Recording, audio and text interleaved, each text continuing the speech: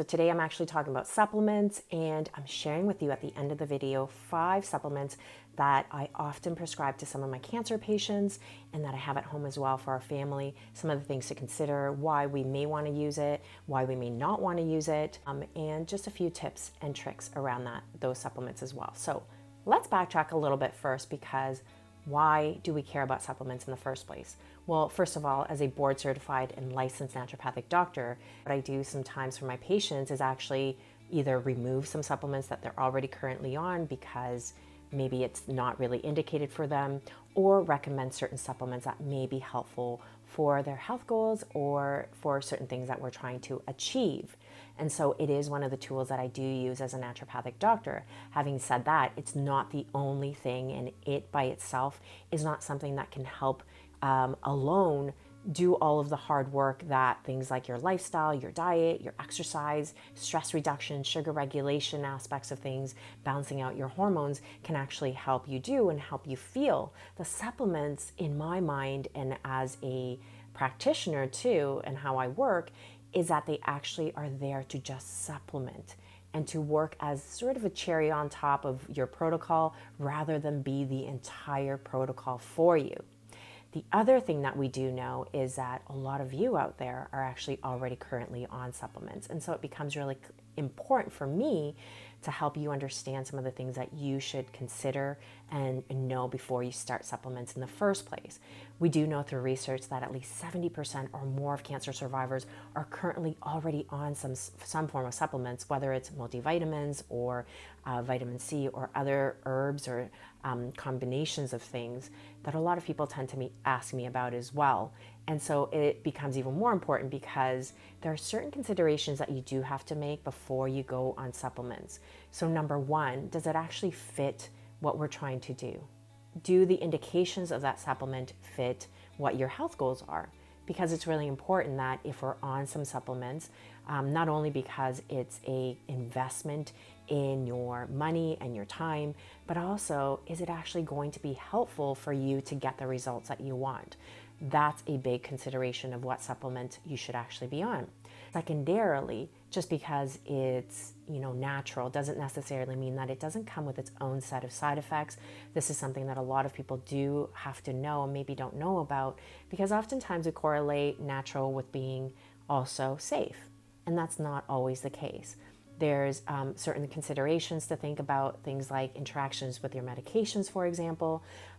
Also, maybe it doesn't fit your medical condition, and there's some aspects around that we have to think about. Maybe the dosage is not helpful or even harmful. Maybe the time of day of when you're taking it, or when you're taking it alongside with your medications, could also be something that we need to consider. Even if you do go to a store, for example, just consider the fact that that person knows what the supplement might be good for, but doesn't necessarily know if it's actually good for you specifically.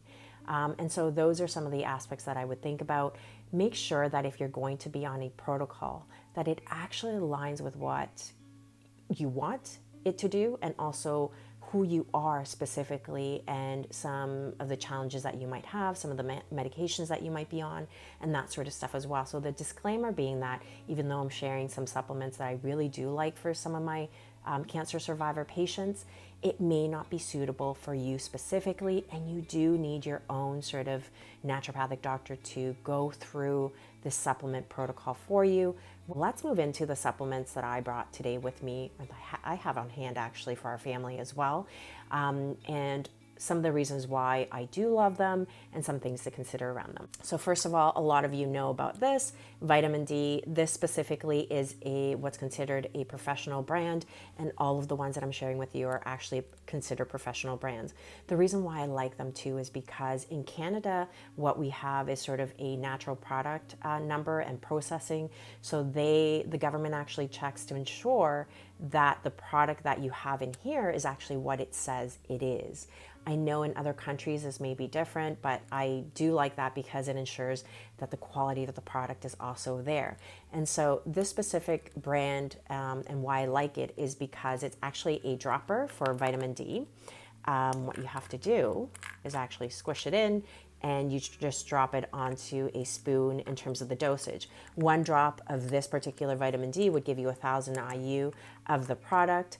And with something like vitamin D or any sort of oil-based vitamins, it's really important to also have it with a meal that has some form of fat in it in order to ensure that you're actually absorbing it well. So vitamin C, for example, is actually water-soluble vitamin and doesn't require you to have it with a meal. You can have it with or without a meal. In terms of absorption, it really doesn't matter. For something like vitamin D, it actually does matter. The other thing about vitamin D is that while most people can usually have about 1,000 to 2,000 IU per day very safely, most of us probably require more. And the only way that you can actually know how much you need is actually through doing a blood test.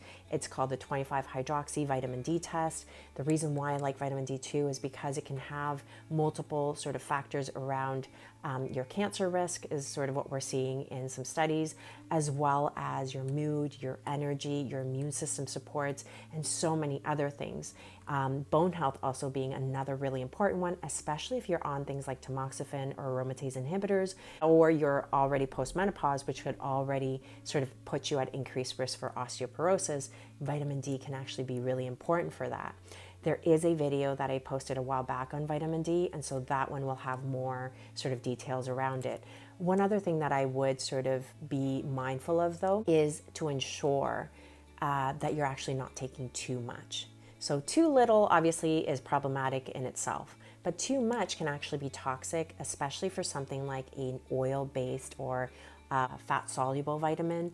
What you can do is actually get too much accumulating in your body, and that can be problematic. And so it's really important that you get the right amount. The only way, again, to know that is to do blood work for that. But this is one of the ones that I absolutely do love for a lot of my patients as well. Magnesium is another one that I keep at home all the time and that I do love. There are different formats of magnesium, and depending on what you actually need or what your health goals are, that would also depend on which type of magnesium you might need specifically. Now, magnesium comes in capsules like this, and it can be helpful for things like sleep, for example, or reducing cortisol levels. It could also be helpful for helping to balance out blood sugar regulation and other hormones as well, and helping with that phase 2 metabolism that happens in your liver too. So there's a lot of different aspects as to why magnesium could be helpful. Although for a lot of my patients too, the reasons why we may put people on them, or I might recommend this, could be because it's usually helpful for more than one thing that they're trying to achieve. And so those are the types of things too that I look for supplements. I look for supplements that not only work for one particular indication or thing that we're looking and hoping to get some help with, that it actually helps with many multiple things, so you're not then taking a billion different things that are acting on just one indication. This supplement is actually called Peak EPA, but there are other forms of omega-3 fatty acids that you can get. Some of the ones that I actually do prefer for my patients specifically are liquid-based. The reason being that, and you'll see really quickly why that is, something like this is what we call a horse pill. It is really large in terms of the pill itself. You can't break it because the oil itself is in there and it needs to be taken this way. Some people might have an issue with taking a supplement this large. Fatty acids also come in liquid format, and you could take it that way as well. So I just wanted to show you this. And oftentimes omega-3 fatty acids can be really helpful for things like joint pain, brain health, inflammatory processes, heart health. There may be a lot of different indications. One thing you have to know about omega-3 fatty acids is that they can also thin out the blood. And because they have this ability to potentially thin out the blood, it would be something that I would stop prior to surgery. It would also be something that I would consider maybe not even taking if you're already on blood thinners as well, or the dosage amounts might have to be different for you if you're on medications that already thin out the blood too. So that's something to consider too. This powder format called Myco 10 is actually a mushroom sort of combination of things here. So it's got a few different types of mushrooms in here. It also has different forms of like a goji berry, acai fruit extracts too. Now, mushrooms are some of my favorite supplements because they can help to support the immune system, hormone health, as well as energy and those types of things too. Now, which type of mushroom you might want to be on really depends on the indications or what you're looking to do. What I also like to do is sort of cycle these up a little bit in terms of mushroom supplements specifically, because they do different things. Another thing to really note about something like a mushroom extract supplement is that certain mushrooms can also have a blood thinning impact and effect. If you're going to be going into surgery, if you're going to be taking or already currently taking blood thinners, that's also something to consider and speak to your naturopathic doctor about, or your medical doctor about, to ensure that this is something that you should be taking at this time as well. With certain antioxidants also during radiation, for example, or certain chemotherapies, they may be counterindicated, and in that sense you wouldn't be able to take it during certain times. Okay, my favorite current protein powder. If you're a patient of mine, you already probably know this.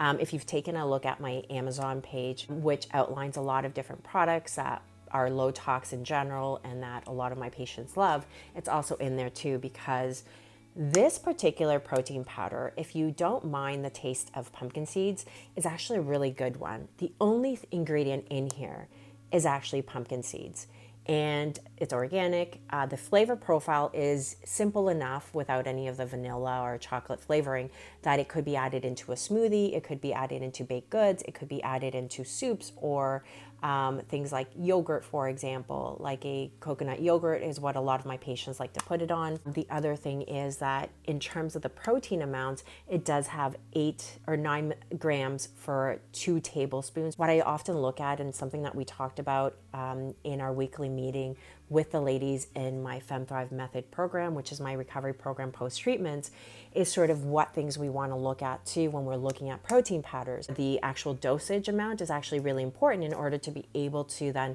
cross comparison with any other protein powder that you're thinking about. So 15 grams or 2 tablespoons of this product will give 9 grams of protein.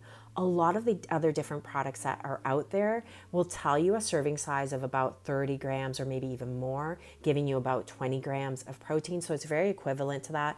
In some aspects, this might have more protein than some of the other options out there. Some of the protein powders may also have these fillers or additives or sugars, for example. And so looking at the nutritional factors for something even as simple as, or a lot of people think protein powders might be simple, should be something that you look at as well. Make sure that you're getting the biggest bang for your buck as well.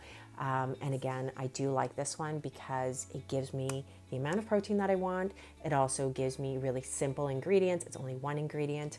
Sugars are 0, which is also something that I love. I don't particularly myself love the taste of stevia. I know a lot of people don't like it. And so I know a lot of the protein powders, in order to keep that sugar level down, will actually add something like stevia or monk fruit sweeteners instead. This one has nothing because it literally is just pumpkin seeds. Fiber, in terms of that, it has 2 grams of fiber in it too. It has 3 milligrams of iron that it provides alone, potassium, calcium, and all of those things actually are great. But if you can't tolerate the taste of it, a lot of people won't take the protein powders. For a lot of my patients, I know the flavor profile has to be there for them. So while I love it, and I know a lot of my other patients do love it, everyone's so different. Those are the 5 sort of supplements that I keep on hand in my house for myself. And some of the supplements that I also prescribe to my patients. Again, you saw that there are certain considerations to make. Certain supplements can thin out the blood. They can interact with certain medications that you're on. I hope that was helpful for you. What I'm going to try and do is actually talk about different supplements on different sort of posts that I make. So let me know in the comments section if there's any supplements that you've been wondering about, and I can certainly speak on them in the future as well and give you some information that you need to know, because I know it can be confusing, and I highly recommend that you work with someone in your particular area that, again, has the knowledge to be able to either recommend or take away some of the supplements that you're currently already on, because maybe it doesn't fit what you're trying to achieve, or it's not necessary, or maybe it's actually making things worse and interacting with medications as well. I hope that this was helpful to you. Please make sure to subscribe as well to get notified when new posts are put up or new videos are posted as well. I'll talk to you soon.